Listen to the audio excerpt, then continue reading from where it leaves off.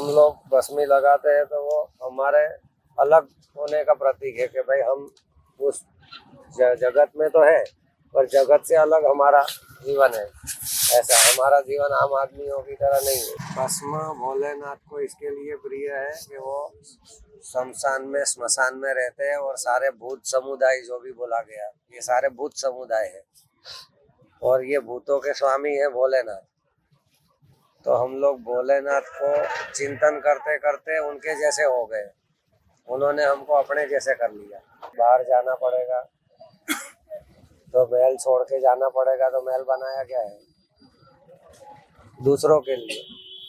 और यहाँ लोग किसको देखने आ रहे हैं? हमको देखने आ रहे हैं, महात्माओं को देखने आ रहे हैं, दर्शन करने आ रहे हैं। उनको एक जिज्ञासा है कि महात्मा क्या करते हैं। तो महात्मा तो रोज का काम रोज करते हैं, रोज का आनंद होता है। साधु संतों को वो किसी के ऊपर निर्भर नहीं होते। होने का मतलब ये है कि हमारा काम किसी के पीछे रुकता नहीं है। ऐसा कोई आदमी हमारा से वो अलग हो जाएगा या दूर हो जाएगा तो हमारा काम रुकने वाला नहीं है। उसकी जगह चार खड़े हो जाएंगे, हम तो भगा देते हैं।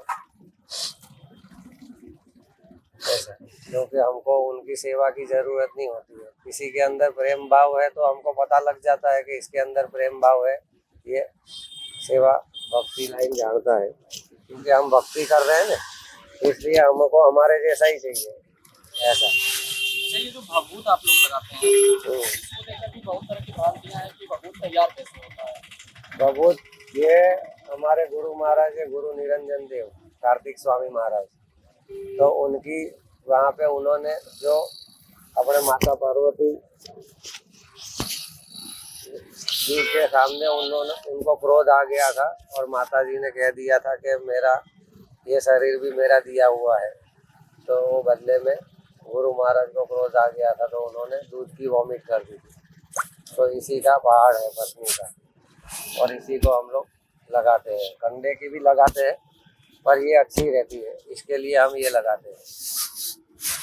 अच्छा, एक बड़ा ये नेचुरल है। एक बड़ा भ्रम है कि चिताओं की राख भी शामिल होती है इस भभूत में। हाँ।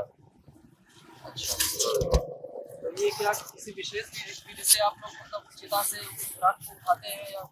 हाँ, विशेष विधि से मतलब कि अपने मंत्र से करते हैं। और जो हम लोग भस्मी लगाते हैं तो वो हमारे अलग होने का प्रतीक है कि भाई हम उस जगत में तो है पर जगत से अलग हमारा जीवन है। ऐसा हमारा जीवन आम आदमियों की तरह नहीं है। और आम आदमी होते हुए भी हम लोग उस हिसाब के नहीं रहते हैं, सबके कंट्रोल में नहीं रहते, अपने कंट्रोल से चलते हैं। कोई आदमी हमको किसी भी चिता से राख उठाई जाती है? कुछ खास स्मशान है वहाँ से ही राख उठाई जाती है? नहीं, कोई भी चिता से कहीं से भी अपने जहाँ से अपने को अच्छा लगे वहाँ से ले लेते हैं। और उसके बाद फिर आप उसको अपनी विधि से तैयार करते हैं, उसमें और भी चीजें मिलाते हैं? नहीं, मिलाते नहीं। अच्छा, केवल वो चिता की राख रहती है। हाँ। जैसे अब आप यहाँ महाकुंभ में आए हैं तो फिर कैसे आप भभूत कैसे लगाते हैं? रोज अपना स्नान कर लेते हैं फिर भभूत लगाते हैं गीले शरीर पे। नहीं तो वो राख आप अपने साथ लेके आए होंगे जो आप बता रहे हैं स्मशान वाली राख। ये भस्म के बारे में थोड़ा सा विस्तार से बताइए। भस्म भोलेनाथ को इसके लिए प्रिय है कि वो शमशान में स्मशान में रहते हैं और सारे भूत समुदाय जो भी बोला गया ये सारे भूत समुदाय है और ये भूतों के स्वामी है भोलेनाथ। तो हम लोग भोलेनाथ को चिंतन करते करते उनके जैसे हो गए। उन्होंने हमको अपने जैसे कर लिया। और जो जैसी पढ़ाई करता है वैसा हो जाता है कि नहीं हो जाता है? अगर कोई हेलीकॉप्टर चलाता है तो हेलीकॉप्टर का वो ड्राइवर हो जाता है ना। तो जो पढ़ाई करता है, कोई कुम्हार है, कोई कपड़ा बनाता है, कोई क्या करता है, तो उसका जैसा हो जाता है वो। तो वैसे ही हम लोग भक्ति करते करते अपने भगवान जैसे, भगवान ने हमारे ऊपर कृपा करी तो हम। तो ये जो भस्मी है वो भोलेनाथ को प्रिय है और भोलेनाथ का वस्त्र है। और हम लोग भी ऐसे ही इसीलिए इसको धारण करके अपने भगवान के समर्पित रहते हैं और उसका आनंद प्राप्त करते हैं। उनके साथ में रहने का अनुभव हमको मिलता है। और भूतों के स्वामी होने से भोलेनाथ की जो शक्तियाँ हैं वो भी हमारे अंदर काम करती है। और जैसे कि जिंदा भूत है तो ये जिंदा भूत है अभी जैसे कि मुसलमान मौलवी है, वो मस्जिद से अनाउंस करेगा तो सारे इकट्ठा हो जाएंगे। तो ऐसे ही जो इकट्ठा हुए हैं उसको भगाने के लिए हम लोग हैं, ऐसा कि वो जितने भी भूत है वो सारे को हम लोग कुछ भी मतलब कि जो बात उस टाइम पर बोलेंगे तो उसकी वजह से वो उनके अंदर जो भय होगा तो वो समझ जाएगा कि सच्चाई की तरफ उन नहीं है, इसके लिए वो भाग जाएंगे।